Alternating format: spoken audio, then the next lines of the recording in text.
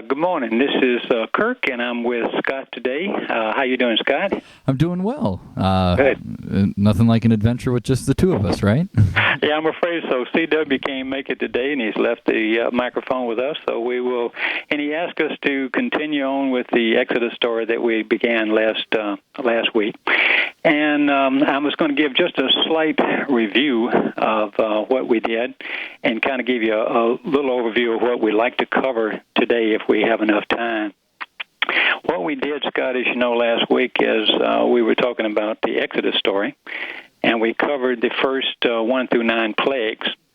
And along the way, what made it so interesting, at least to me, was that we could take the Torah's record, the ultimate record, and we found that there was the Apura scroll that mirrored it almost identically. And then with a few other things thrown in, we could see that, this story is the Egyptians, totally independently of Moshe's Torah, paralleled almost verbatim, and it was kind of the first time I'd read that many years ago. It was quite a revelation for me. I said, well, this stuff is being corroborated by the all sources.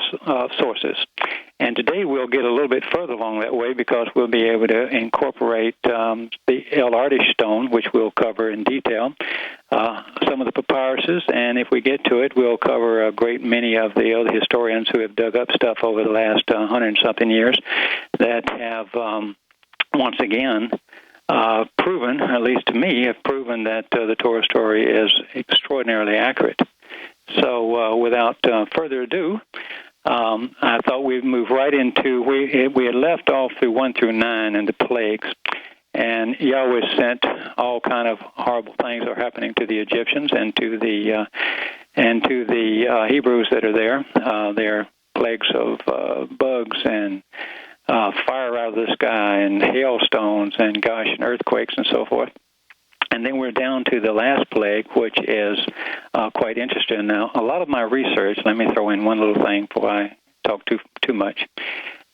Most of my research on this came from an original researcher, which is by the name of Velikovsky. He was a doctor, a medical doctor, as well as a great student of history. He spoke about 20 languages. He was a tremendous, he put most of this stuff together, and I've kind of taken it and tried to make some sense of it through the view that we have as covenant members on how we can better understand the Torah through all this research.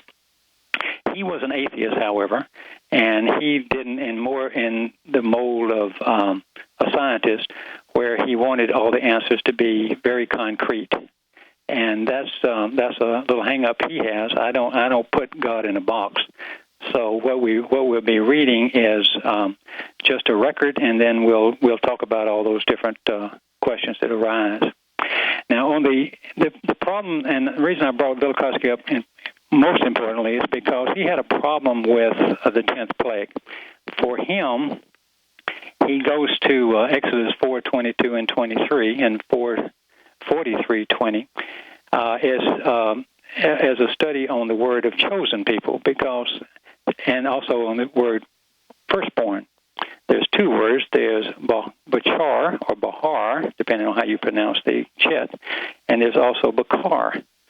And these two words, one of them means firstborn, or the first fruit of the womb, and the other one can simply mean just the chosen, a youth, or a choices group. And the reason that becomes important is because Yahweh has said in the Exodus story that he would kill the firstborn sons of the Egyptians. And his debate was, and we might as well put it out on the table just so everybody will know, Velikovsky's point of view was that it doesn't have to be every firstborn child in Egypt, but it doesn't have to be based on which word is chosen, whether it's a chosen or a firstborn. And the problem with that is we don't have it in the Dead Sea Scrolls, Scott, so we can't really go back and say this is a definitive answer to what the word was that was selected in the Torah. But regardless, that debate aside on whether it's this word or that word, there was a great catastrophe, and Pharaoh's family, at least, was killed. We know that his child was killed, his firstborn was killed, and there's a lot of evidence that thousands were killed. So let's go right into the Torah on what it says in the with these two words that we'll consider.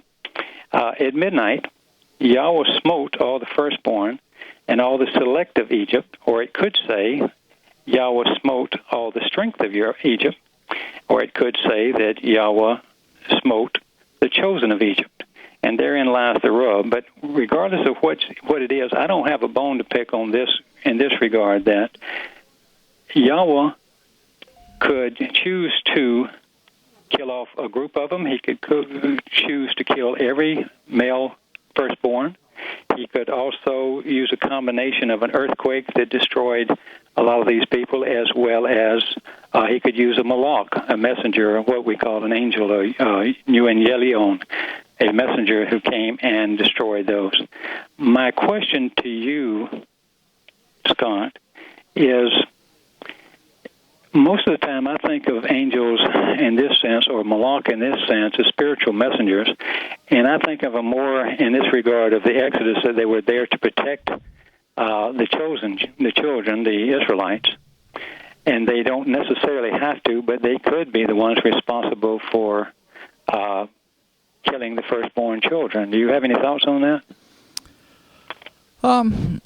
Well, they do whatever Yah tells them to do. So, I mean, if he said, I mean, obviously I feel like they keep the chosen safe. So, if keeping the chosen safe was to eliminate the firstborn sons, I could see them carrying that out. Yeah. I mean, they're going to do whatever they will do, and this goes all the way down to Hasatan. They just do what they're commanded to do. Right. They don't have a choice in what they do. So I mean, if that's what they were told to do, then yeah, I'd have to agree with you that they'd be the ones to carry it out. Yeah. Well, that's the argument on whether it happened. His biggest argument is he can't stand the involvement of something outside of scientific or outside of something very practical, that an earthquake did this or this happened and that happened. But I mean, because you will read things about that on both sides, I thought it best to go ahead and put it out there. I personally don't really care whether Yahweh used an angel to pull this off or whether he used an earthquake that destroyed a lot of things. But let's go through the maybe they just or combination of the two. Maybe there was just a bacteria or something. He said this bacteria. Well, no. Here's why that won't. Here's why this won't happen. And let's go into the 10th plague, and we're going to do a comparison of what Apurus Papyrus said versus the Exodus, and let's see if we can find the answer in this combination. Death struck instantly, and it took the victims from every house. Apurus Papyrus states that the residence is overturned in a minute, or to be overthrown in a minute.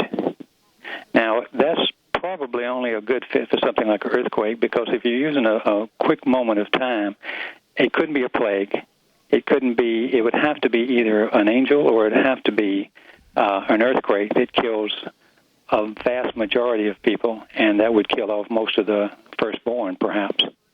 In Exodus, as a comparison, for instance, in 12:30, the Pharaoh rose up in the night, and he and all his servants and all the Egyptians, and there was a great cry in Egypt, for there was not a house where there was not one dead.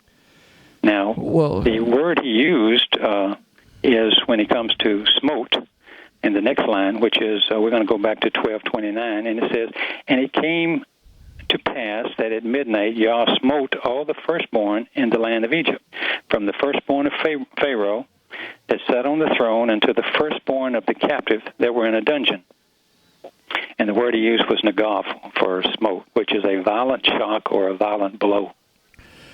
So if it happened very, very fast, that would fit with an earthquake, or it would fit if a malach was doing it as well. Also, if it was an earthquake, having it happen at night would be the time where you would catch those children away from everybody their parents home. To where they couldn't be protected. But I want to draw your attention to the fact that in Exodus he talks about the throne of the firstborn. of the captive that were also in the dungeon. They're in the prison. In the Papyrus 4:3, also in 5:6, he says the children of the princes are dashed against the walls.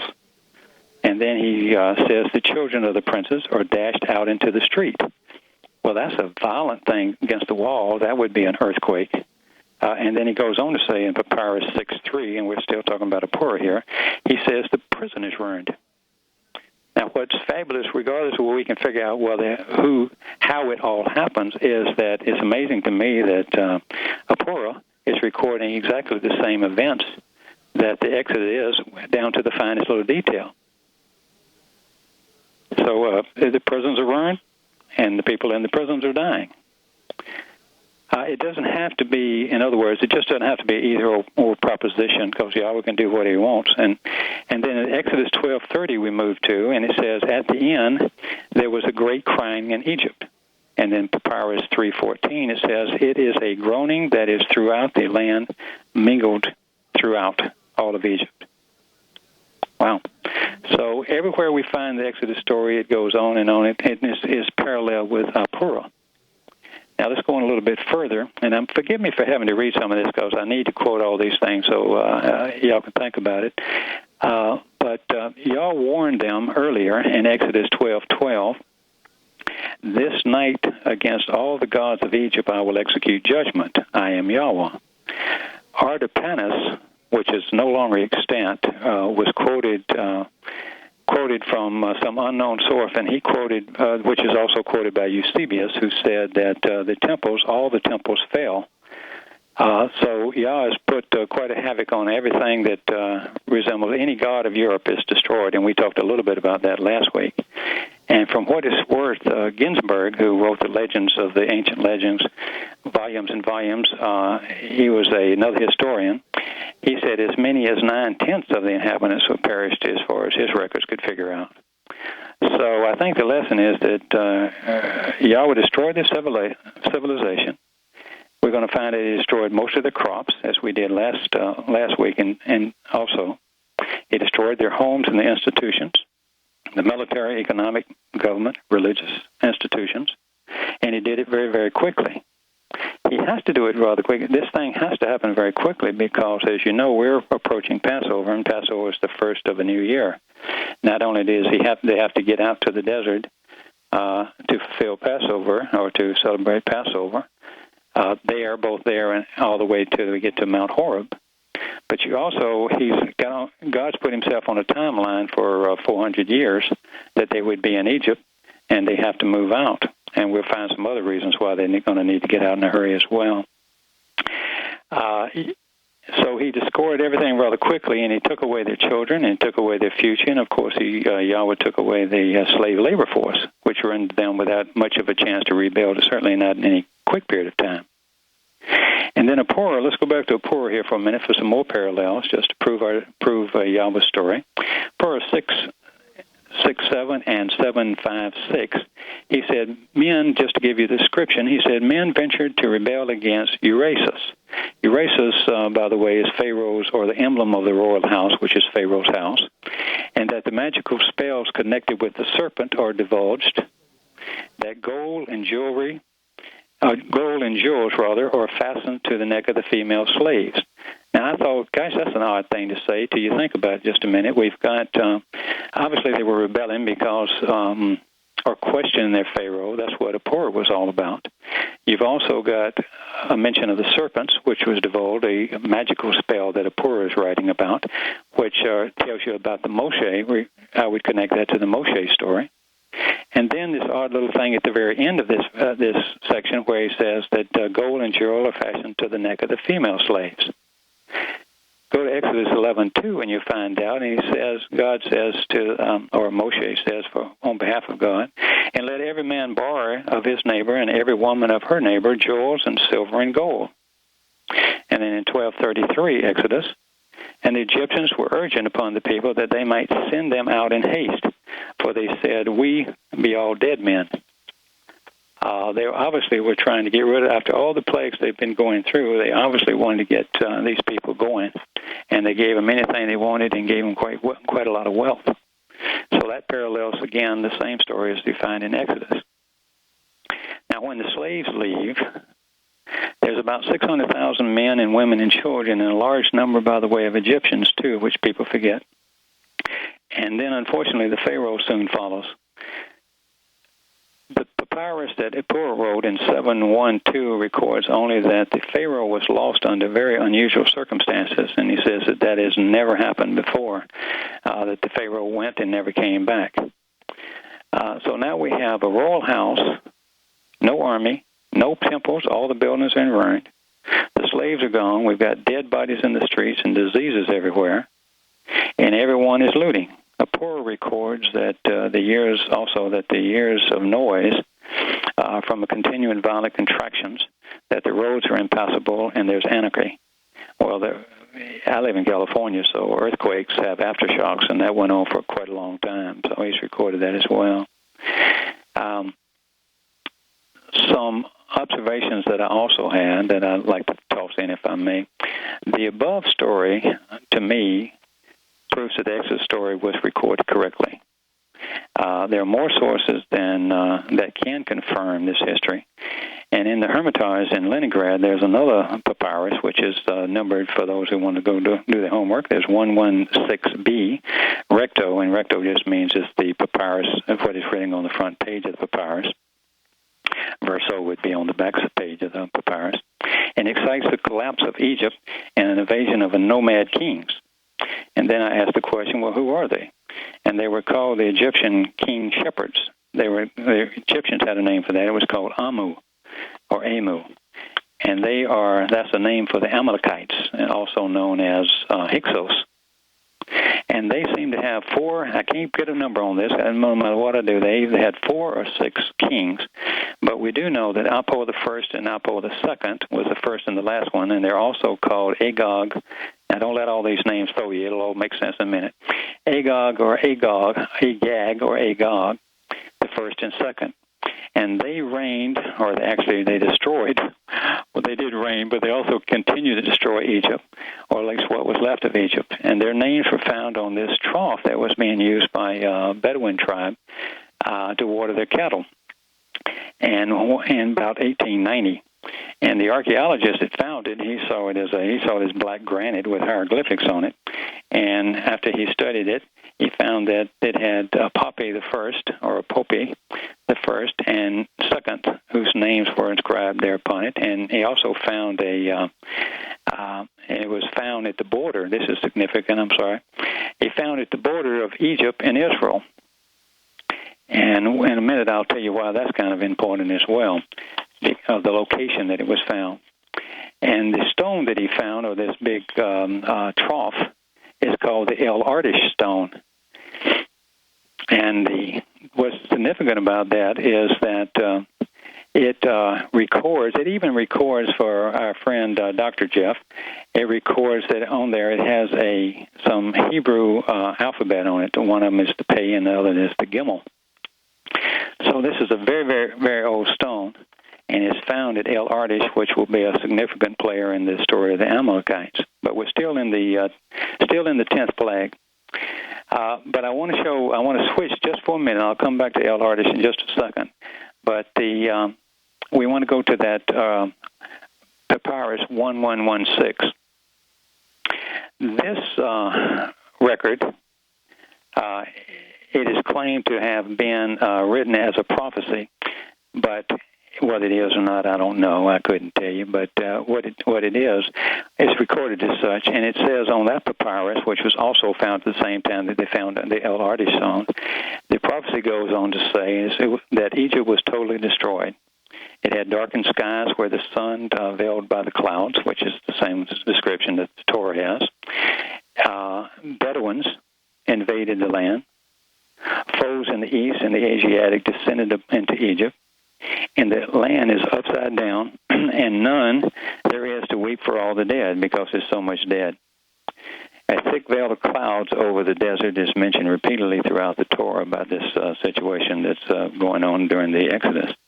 And it goes on to say that the liberation of the king, and this is the prophecy now on the papyrus, It goes on to say that the liberation by a king will be born of a Nubian woman and called Amini. And the Amu, or the Amalekites, shall fall by the sword. Now, the reason that's interesting, at least to me, it verifies our Purim story from a different source now. And it also tells about foreign invaders coming, which will be the Amalekites. And then it talks about the fall of them at some point, which it doesn't give a number. The tale reinforces the invasion by the Amalekites, but it also the people who expelled them. And what we can determine probably is that the one who is talking about is Amenhotep. And Amenhotep have to be pictured. And he was the pharaoh, but he also had to be. He was pictured as a black person. So if that's true, that would work out pretty well. Back to the al-Ardi stone, though, that's the key one, I think. It's Hellenistic. It's from the Ptolemaic age relic, and it's discussed. It discusses the dark period of King Tom, who is recorded as catching up to Moshe. So I don't know who the pharaoh was. I know. I think in Roll's book he talks about which pharaoh it was, but King Tom is the one that was called here in this particular on the al-Ardi stone.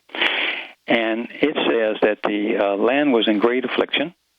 There was such a tempest that neither man nor gods could see the face of the next person next to them. And in Exodus on 10:22 and 23, there was a thick darkness in all the land of Egypt, and 3 days they saw not one another.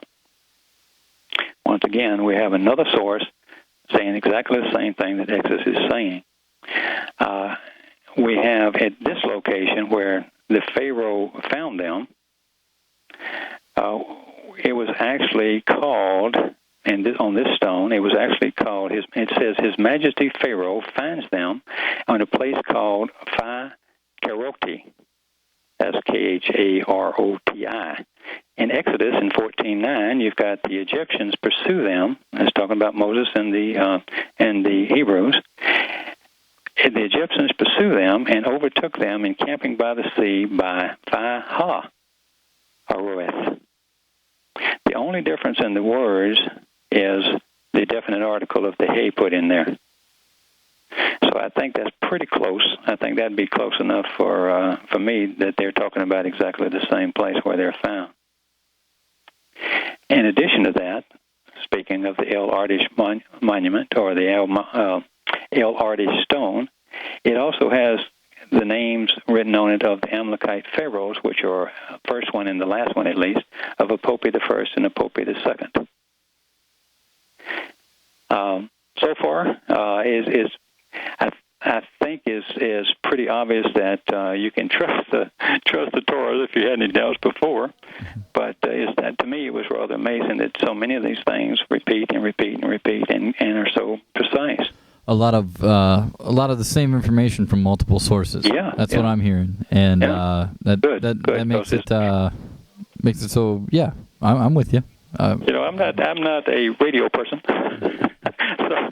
but I think if I just read a lot of this stuff, it's pretty obvious that this is pretty corroborating evidence. Before we leave the Irish, I'm sorry. I said very much so. Okay. You can't dispute it. Y'all forgive me for my lack of quality of radio voice, and we'll continue on here. al-Arish monument or stone, as it's called, it has another. I thought this was really interesting. It has an inscription on the shrine, and it says that the name of Pharaoh who perished in the whirlpool was Tom, Thom, or it could be phonetically Thoum. Pithom is the abode of Tom.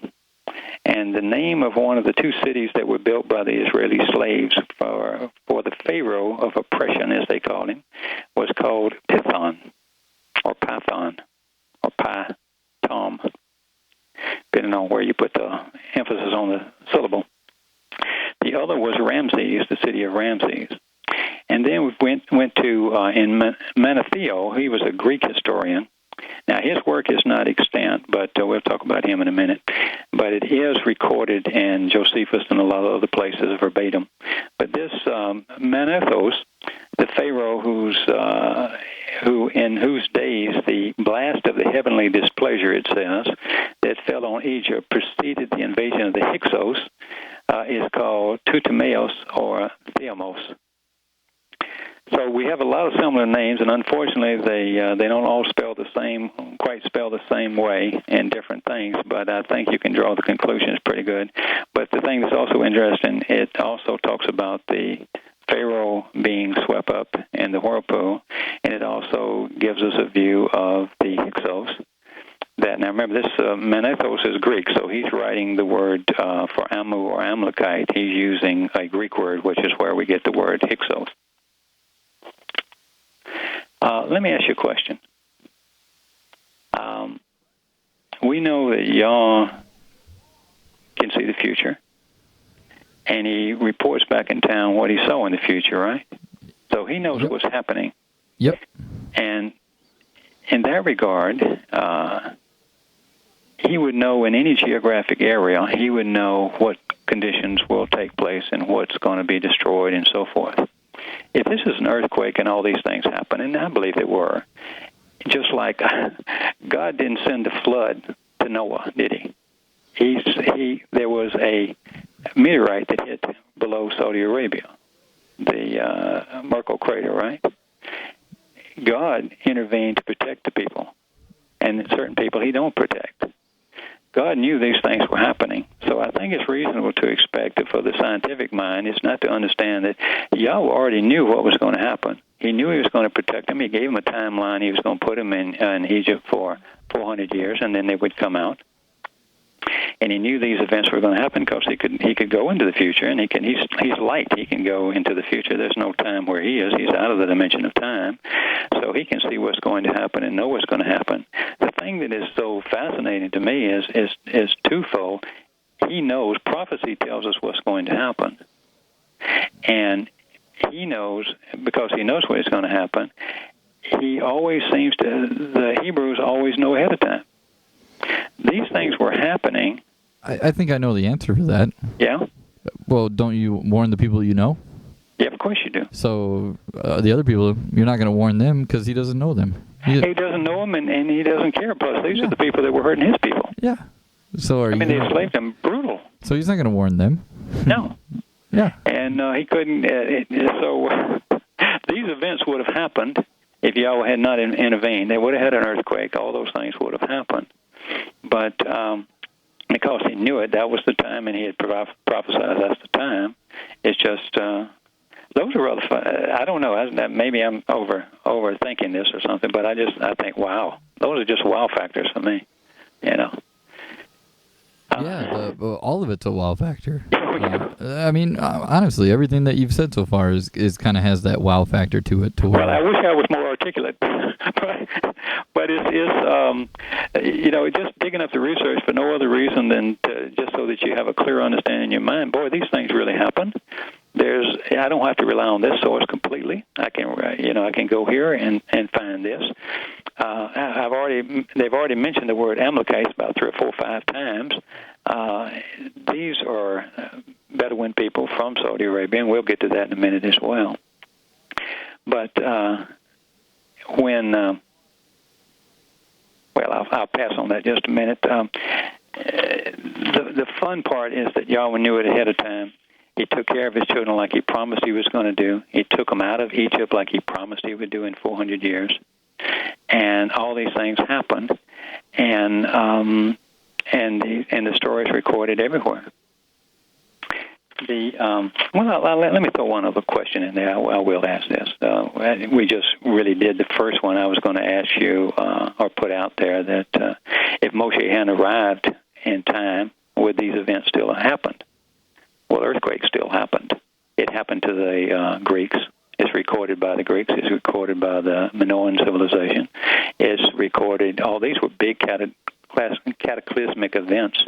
We've got the Iranian records, the Persians. We've got the Egyptian records. We've obviously got the Hebrew records now. And even the Arabian records mythology type of records are there. So those things would have happened, but I often ask the question if Jericho hadn't shown up, would the walls have still fallen down? Well, that was an earthquake too. Of course they would have. But the fun part is that Joshua, he called the shot. He knew they were coming down. So anyway, as we let's move on a little bit, so I won't bore y'all too much. As we have from Porah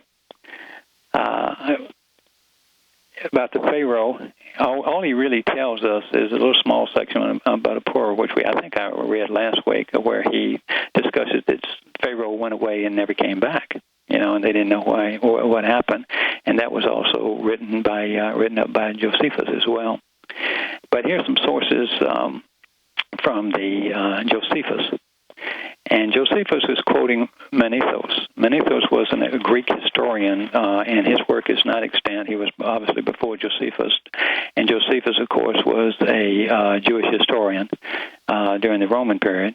Not a good guy, but he did record. He says in his writings, in his Jewish Antiquities, he says that I'm quoting Matthew exactly. He's not adding or subtracting anything. And so this source is pretty good. So we can say that he said that the earth was darkened, and its majesty of show, remember this is from a Greek, went to battle against the companions of Poppy, the fierce guard of darkness. Now, believe it or not, this is the Egyptian calling Moshe the fierce guard of, the god that Moshe is representing is the fierce guard of darkness. Interesting, they used the name of Poppy, and then later the first king to replace the Pharaoh, the first foreign king to replace the Pharaoh, also used the term Poppy. Very fierce name. And the king and his host never returned. So we have another verification from the Greek sources and Jewish records that that's what happened. Now, when His Majesty of Ra, Hamartish, or Hara Cheti, fought with the evildoers in the pool, the place of the whirlpool, the evildoers prevailed not over His Majesty. Now, this is Egyptian writing. His Majesty left them to the so-called place of the whirlpool. Now, I'll just cite some sources. This is from Griffin in the Antiquities of Tel El Yehuda, or Yehudi. I'm sorry about my pronunciation. This story is paralleled in Exodus 14, 27 and 28. It says, the sea returned to its strength.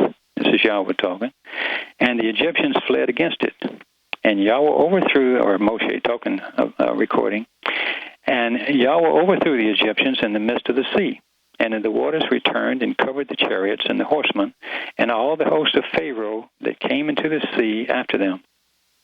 Now, this is the part where Pharaoh is in the demise or the perishing of Pharaoh in Exodus 15:19. For the horse of Pharaoh went in with his chariots and with his horsemen into the sea, and Yahowah brought again the waters of the sea upon them.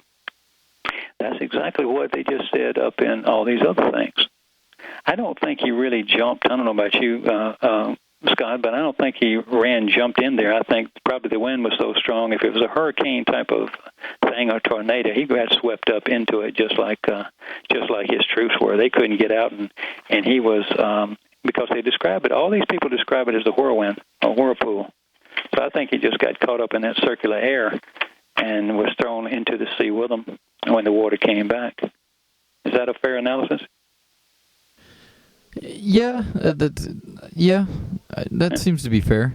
I guess I don't know the area well enough to know if they get tornadoes and things of that nature.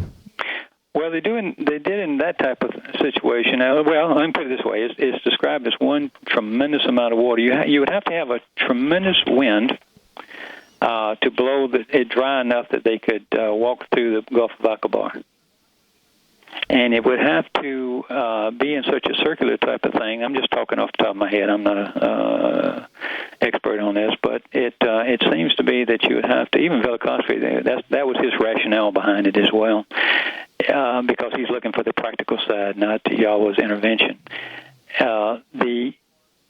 wind would have to be in such a thing like a tornado or something that whirled around. It went off to a direction and dried it out for a little bit because they stayed there for a day, before they crossed over. Then they must have felt comfortable then, and they walked across, and then the wind turns back. And if all else fails, that's what the Torah says, and I'll stick with that till somebody can prove it's wrong. So, but it would have to be something to that. But it was described as a gully too. I think I have some of that on that down here a little bit further as well. Well, I'll gladly trust the Torah as well. Yeah, well, when all else fails, read that one until they figure out how it's done. But I'm gonna throw something out. It's a little bit different. Just setting this up because now we're moving into the area of the proving the Hyksos in the 11th. There's the 11th plague.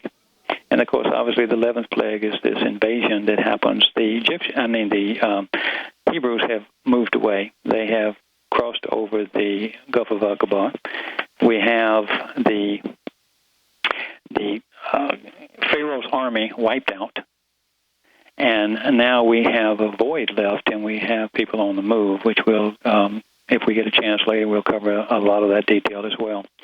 But here's an important inscription I wanted you to read for I wanted to share with you for a reason, because we're talking about who these people are, and it's so overwhelming that they're the Amalekites, and they're so overwhelming that they came from the southern part of Saudi Arabia and took over and became the Amu kings, the king shepherds. That's what Amu means in Egyptian.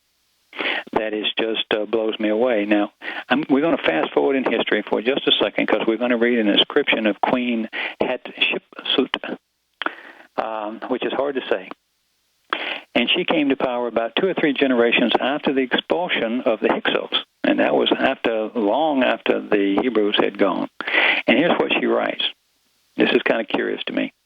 By the way, she's a contemporary of King Solomon. She wrote, "The abode of the mistress of Kish was fallen in ruin, still fallen in ruin after all those years.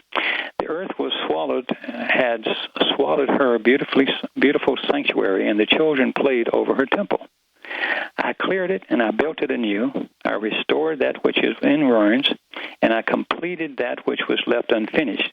For that had been Amu in the midst of the delta, and in Havia, which is a name for Avaris or El Arish, where they found the stone. And the foreign hordes of the number had been destroyed and had destroyed the ancient works, and they reigned ignorant of the god Ra." That was from Spiros Antimidos, which is the inscription found by William Flinders Petrie, who was a rather famous historian and archaeologist, who also translated that. Manethos, we're back to him now, that wrote the Greek history. His volumes are, as we said, are not extant, but Josephus, not only did Josephus write down verbatim, also did Eusebius and Africanus. They record that their race bore a genetic name Hyksos.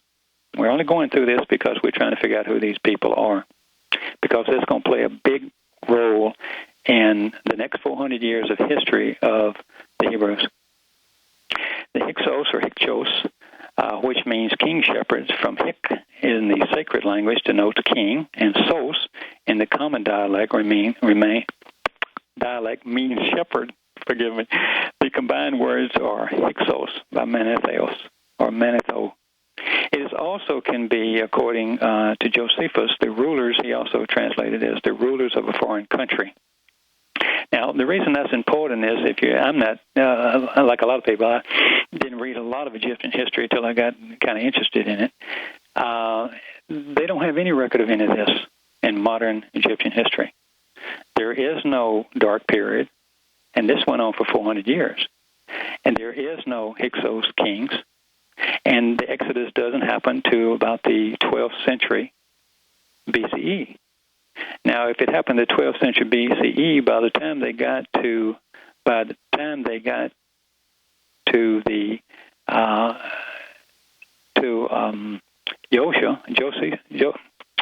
am I trying to say? Knocking down the walls of Jericho is what I'm trying to say. Then there wouldn't be any walls there for him to knock down, because they fell in about 40 years after about almost around the 1500 mark. I'm sorry, the 1400 mark. So the reason these are important is kind of to put this whole picture together. And there's a little more to mention in the Torah about, there's very little more mention, rather, in the Torah about the events in Egypt post-Exodus. But Apurah, he's going to complete the story for us. And he tells us that the invaders that vexed and tormented, this is quoting him, the invaders that vexed and tormented the land of Egypt, the 10th plague was not the last. Yet another one was to follow. A cruel conqueror invaded the once mighty realm, now overthrown and prostrate. He subjected it without meeting any resistance. He desecrated the sacred places. He raped its surviving women. He enslaved and decimated the population. This is Apurah again. He utterly destroyed the temples, as if any remained erect. He robbed the sepulchres of the dead, and he mutilated the victims who remained alive. Man, these guys are some, can you say jihadist? The Amalekites came from Arabia, from Asia, according to Apurah, and the Israelites left Egypt towards Asia, and they met. And we know that because the Torah is going to fill in some gaps now. So what we have is Egypt's in ruin. The Hebrews have crossed. The Pharaoh is dead. All his biggest army is gone. We have an invasion coming from Saudi Arabia by the Hyksos. And we're going to find out what happens next. The first encounter is before they, that being Israel, reached Mount Sinai or the Horeb. They met a horde of Amalekites, and that was at Meribah, which is the foot of Horeb, where the people thirsted for water, it says. And in the bed of the stony valley came Amalek, and fought with Israel in Rephidim. That's from Exodus 17:18. Moshe, Aaron, if you know the story, Moshe and Aaron and Hur went up to the top of the hill, and Yahushua, he fought the Amalek. And at a point when the Amalek were winning a battle, but remember he asked them to hold up the hand, I'm going to call, instead of Yahushua, so you don't get confused, Joshua on Exodus 13:16, Joshua discomforted, that's a mild word, discomforted the Amalekites and his people with the edge of the sword. And Yahweh said to Moshe, write this for a memorial in the book, for I will utterly put out of remembrance the Amalekites under the heaven. And Moshe built an altar and called the name of it Yahweh Nisi, for he said, behold, Yahweh has sworn that he, Yahweh, being Yahweh, will have war with the Amalekites from generation to generation. Now, the only thing I thought that was curious, and maybe it's just me, Yahweh saying he's going to fight these people forever, but he's going to put the name out of memory. And that's kind of what Egyptian history did, didn't it? There's no record of Amalekites. I mean, the record, we're finding the record, but there wasn't any record of it in any normal Egyptian history. I've looked at all the things. I can't find any of these kings, yet they're all over the place. And so we're going to prove what happens. We're going to prove that this is so. Okay? Because the Amalekites, here's what happened. The Amalekites divided into two parts. They went up through Canaan, and the other divided some of their army off, and they went to Egypt. They had heard rumors about Egypt being devastated and the Pharaoh being killed. And the victory at Rephidim was very costly, where Moshe had won the battle, but they only prevailed after being really close to defeat. So that's where they first run across. This is when the Hebrew connection comes in, and they are fighting the Amalekites. The second encounter, because we're going to look at numbers, because the Amu migrated to Syria as well as to Egypt, and they shut off the south of Canaan. So when we look at that story, we have to go to Numbers 13:29, and it says that the Amalekite dwelled in the promised land of the south, which is south of Canaan. They got there first. They moved up and moved across. And if you remember, they're at Horeb. The Hebrews are at Horeb. The Israelites had to have the Israelites had been hounded, rather, by these merciless pirates across the desert, and that's recorded also in Numbers, and we'll get to that in a second. They were almost defeated at Rephidim, and now they've discovered that they were beat to the Promised Land and would have to fight them again to enter. Do you remember the story of the 12 spies that Moshe sends out? One of them being Joshua and the other one being Hur, and 10 of them report that there's this horrible place, we're scared to death and everything. And he brought back the message, and then it's recorded in Numbers that all the people wept that night, because in Numbers 14:1 they cried out, would God that we had, this is the English version, would God that we had died in the land of Egypt, or that would God that we had died in the wilderness, 14:2. They became so afraid, Scott, that they wouldn't enter, and they were so scared they even threatened, if you recall, to kill Moshe. So Yah turns around and he says, okay, we're strange people. We don't seem to trust Yah very much.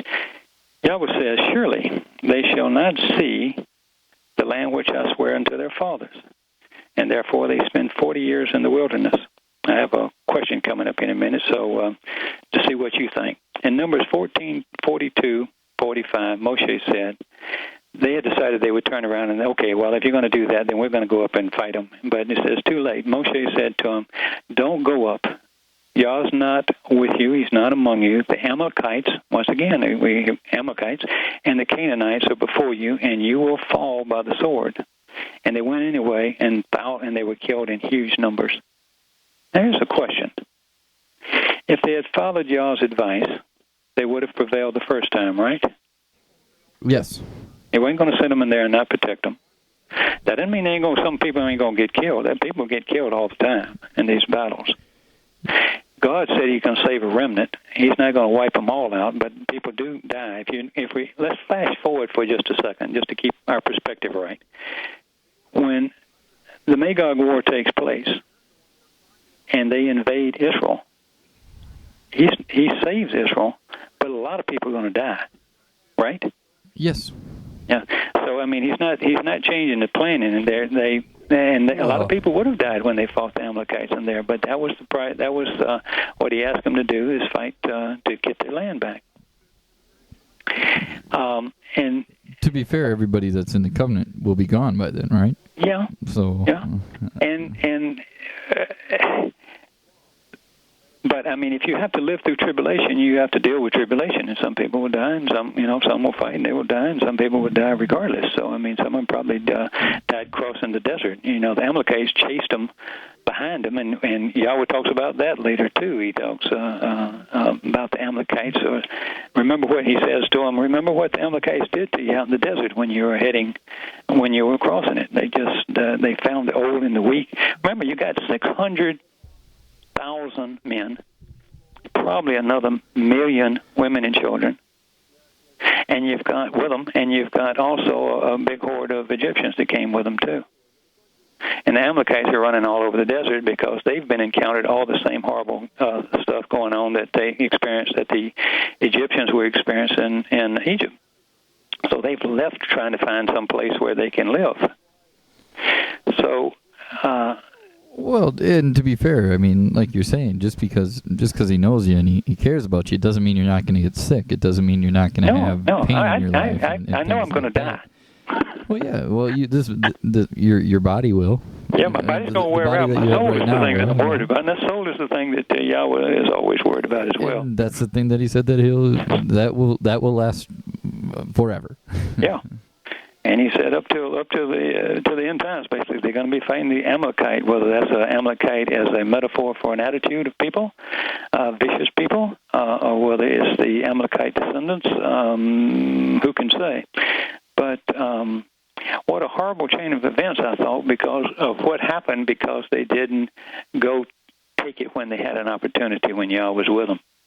If they had, what you'll find if you study the history a little bit, at least what I found when I was studying a lot the last few weeks, is that the Amalekites became so powerful, they dominated all those tribes of Edomites and Canaanites and all these sort of people, and even the Palestinians. They all joined the Amalekites and became vassals to them. The Amalekites were a rough crowd, man. and they took over. Those people, if they had beaten the Amalekites then, I'm not even sure those people would have been that rough. They developed in, and then when they didn't, let's think about this for a minute. When they didn't, then what happens is they get them 40 years out in the desert, and then that's 40 years for the Amalekites to be entrenched in this. And they have built the thing, so now when they have to come back the next time with Joshua, you're fighting a whole other animal. That's a whole generation now of well-entrenched Amalekite people. In that time, they have built up a great empire, which we'll find out. Now, here's where I have to leave it, because I know time is a little bit shorter, so let me say a couple of things here. If this is interesting, anybody? We got about 9 minutes, so we got some time. Okay, all right. Well, we can cover some more, but the problem is the Amalekites are. Let me give you a little history, just kind of off the top of my head. The Amalekites that we'll find out from all these other sources, and there's still tons to go about them, which I find is a fascinating story. I'll give you an overview. Is the Amalekites? Just keep in mind, the Amalekites have come up. Well, they had hundreds of thousands of army. They came up, filled the void. They went to Syria or Canaan. They conquered those people real quickly. They came under their subjugation. There is no army in Egypt. They took over Egypt. And we'll find out if we go through the next 400 years, we find out that they dominate the entire Middle East. And from a Pope 1 all the way to a Pope 2, the last one. And there's a parallel, which is really interesting. There's a parallel between all these events of the Egyptians and the Hebrews and the Amalekites. You know, for 400 years, they don't mention anything about any endeavors of an Egyptian pharaoh. This is from the book of Joshua through Judges. That's a 400-year period of time, and there's no record of any invasion, any enterprise of Egyptian pharaohs. But there's overwhelming information about the Amalekites. These people took over the whole group. Now, what we could do from this point on, in a limited amount of time, and if this is interesting and y'all want to listen some more, then we'll see if Craig wants to. But you can also go to Arabian accounts. I've got Abu Farajad. We've got Masudi, which some of these things are names from historians from the 9th century that are also well known to people who read the Prophet of Doom. They talk about the Amalekites in this same thing. We have Tabari. And then we also have accounts of Manetho, all the way from Josephus. We have some more scrolls that talk about all this detail that parallels the whole story of the Hebrews.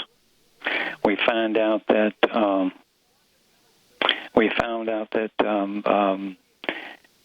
in the period of Judges, this is interesting. Here's a clue. Let's do this one. Back to the Torah. The books of Yahowah and Judges cover 400 years of history, which I just mentioned, with no mention of Egyptian domination in Canaan or any Pharaoh military expeditions. It is because the Hyksos were the dominant empire over Egypt. Now, there's a story in Numbers 24:7. Balaam, you remember Balaam? He was a sorcerer and a prophet. He was called on to curse the Israelites, but instead he blessed them. In Numbers 24:7, he says, his seed, talking of Israel, his seed shall be in many waters, and his king shall be higher than Agag, or Apopi, and his kingdom shall be exalted. Now, there's no point in giving somebody a compliment and comparing him to some king who's not a big deal. He was the Amalekite Pharaoh of Egypt and the ruler of the whole Canaanite area. In Judges 12:15, Numbers 24:20, and this is Balaam again, and he looked at the Amalek, and he took up his parable, and he said, Amalek is the first among the nations, but he is in his latter end shall be, but his latter end shall be that he perish forever.